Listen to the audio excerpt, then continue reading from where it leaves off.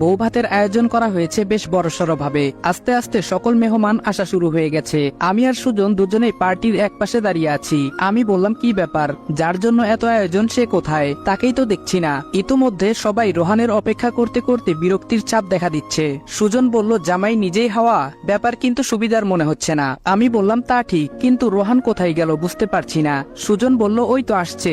আমি বললাম, এত লেট, ব্যাপার কি? গন্ডগোল আছে, আই এম শিওর। সুজন বলল, কি হতে পারে? আমি বললাম, সেটাই বুঝতে পারছি না। সুজন বলল, রোহানের সম্পর্কে সব ডিটেলস কি পজিটিভ?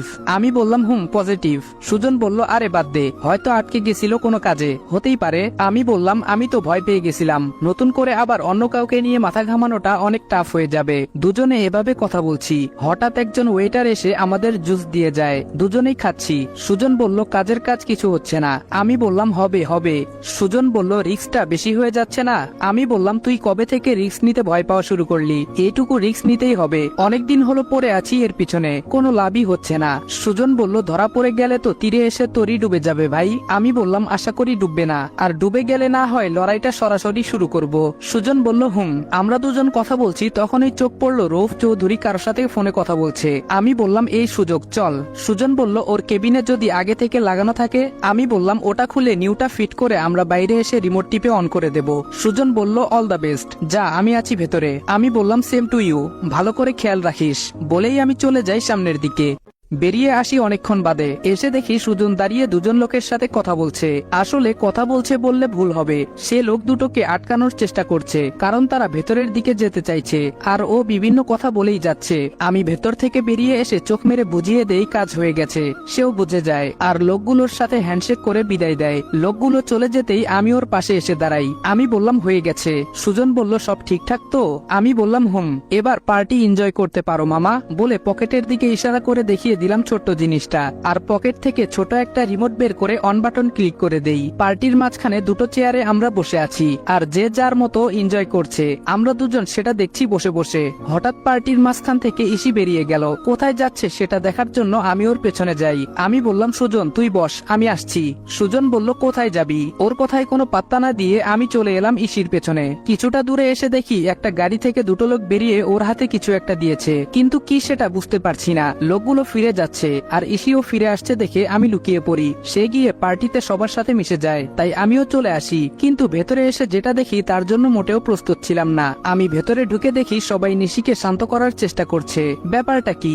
আঙ্কেল বলল, নিশি প্লিজ শান্ত হও। আমি ভাবছি নিশি তো শান্তই দেখা যাচ্ছে, কিছু তো বলছে না, তাহলে শান্ত হবে কি? খালামণি বলল, নিশি সিন ক্রিয়েট করো না প্লিজ।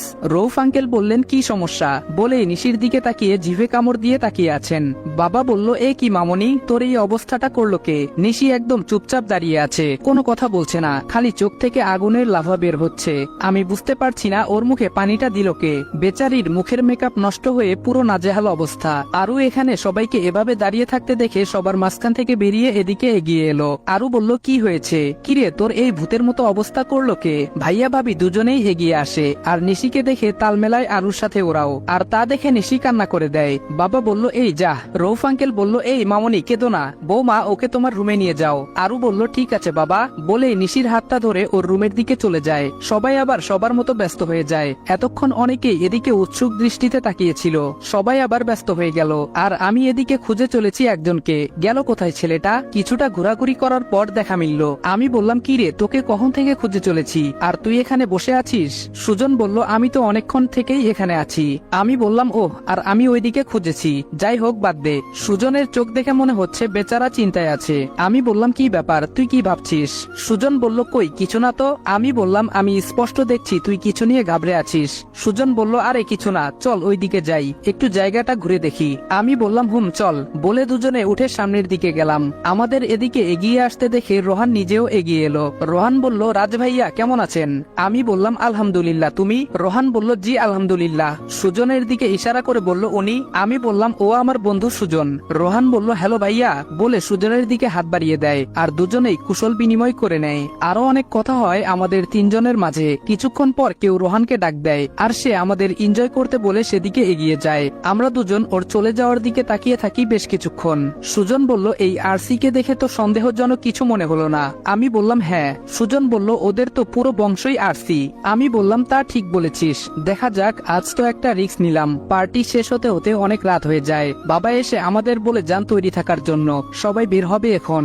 আমরা সবাই গেটের সামনে দাঁড়িয়ে আছি। মিস্টার এবং মিসেস চৌধুরী বিদায় দিতে গেট পর্যন্ত এগিয়ে এসেছেন। ওনাদের সাথে মত বিনিময় করে আমরা চলে আসি গাড়ির সামনে। গাড়িতে ওঠার সময় আমার চোখ একবার রৌফ চৌধুরীর দিকে চলে যায়। চেয়ে দেখি উনিও আমার দিকে তাকিয়েছেন। দুজনেই দুজনের চোখাচোখি হয়ে যাওয়ায় একটা মুচকি হাসি দিয়ে অন্যদিকে তাকাই, আর সেদিকে তাকিয়ে দেখি ইসি আমাদের দুজনের দিকে তাকিয়ে আছে। আমাকে তাকাতে দেখে চোখ ফিরিয়ে নেয়। কি ভেবেছে দুজনের মুখের হাসি দেখে আল্লাহ মালুম। বেচারি তো আমাকে এই কেসের ক্রাইমার ভাবছে। যাক, ভাবনা এখন আরো পাকাপোক্ত হবে। বোকা মেয়ে আমার পেছনে আবার সময় নষ্ট করবে। এসব ভাবতে ভাবতে মুচকি হাসি দিয়ে আমি বাইকে উঠে বসি, আর পেছনে বসে সুজন। বাবা বলল, তোমরা বাইকে যাবে? আমি বললাম, আমরা তো বাইকেই এসেছি আঙ্কেল। বাবা বলল, আচ্ছা, রাত কিন্তু অনেক হয়ে গেছে, সাবধানে এসো, আর গাড়ি সাবধানে চালিও কিন্তু। আমি বললাম, চিন্তা করবেন না আঙ্কেল, আপনারাও সাবধানে যান, আমরা আপনাদের পেছনে আসছি।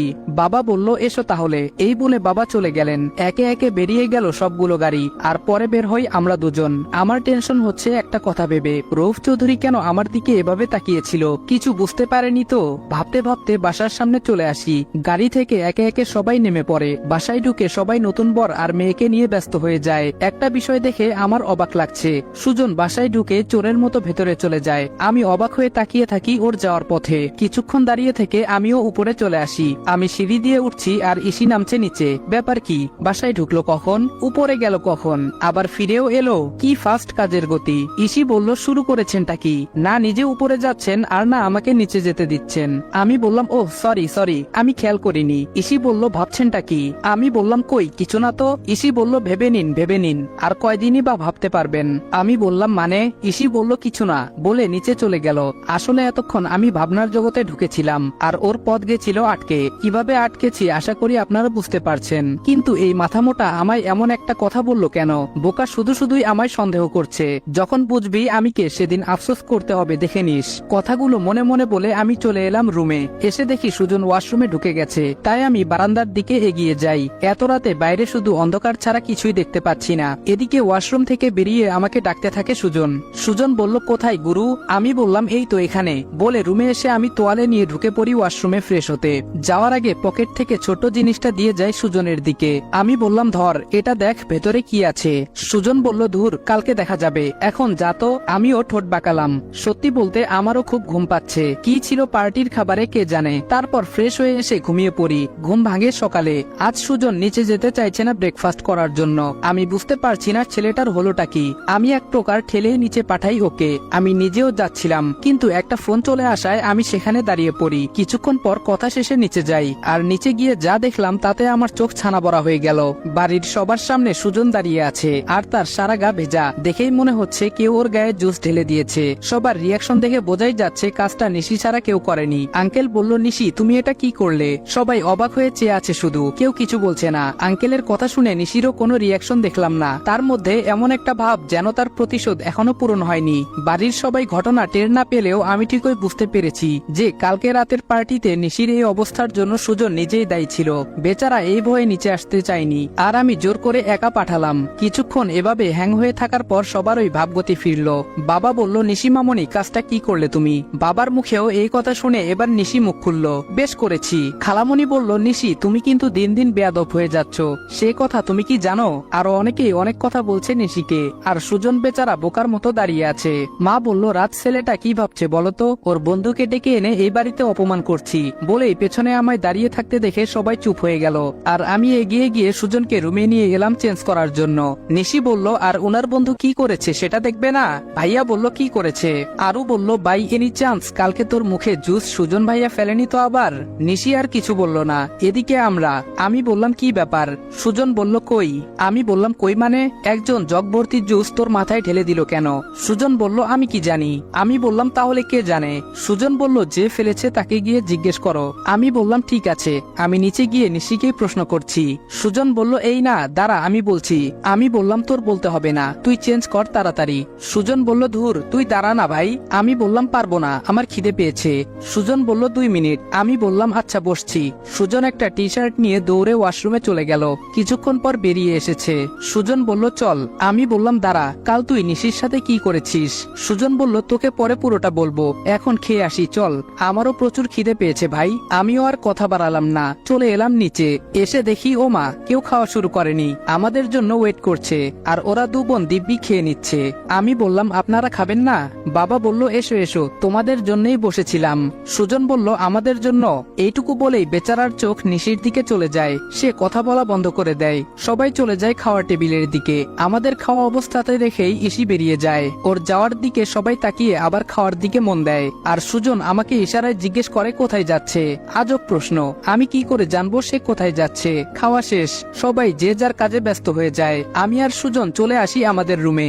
আমি বললাম এবার ওপেন করে দেখে নেওয়া যাক। সুজন বলল হুম কর। আমি বললাম এটাই দান, হয় বাজিমাত আর না হয়। সুজন বলল আরে ওপেন তো কর। আমি বললাম হুম করছি। পকেট থেকে পেন ড্রাইভটা বের করে কানেক্ট করে ল্যাপটপটা অন করলাম। ফাইলগুলো দেখে আমরা দুজনেই অবাক। এ তো সব কার্টুনে ভরা ফাইল। সুজন বলল বোকা বানানোর জন্য রেখেছে বেটা। আমি বললাম কিছু একটা গন্ডগোল আছে ভেতরে। সুজন বলল ফাইলগুলোর নাম আমাদের বোকা বানানোর জন্যই দেওয়া হয়েছে। আমি বললাম প্রত্যেকটা ফাইল ওপেন করে চেক করতে হবে। সুজন বলল অসংখ্য ফাইল তো এখানে, এ তো পুরো শহর জুড়ে একটা সুচ খোঁজার মতো ব্যাপার হয়ে যাচ্ছে গুরু। আমি বললাম কিছু করার নেই, চেক এভাবেই করতে হবে। তারপর আমি আর সুজন মিলে বেশ কিছু ফাইল ওপেন করে দেখলাম, বেশিরভাগ ফাঁকা। আর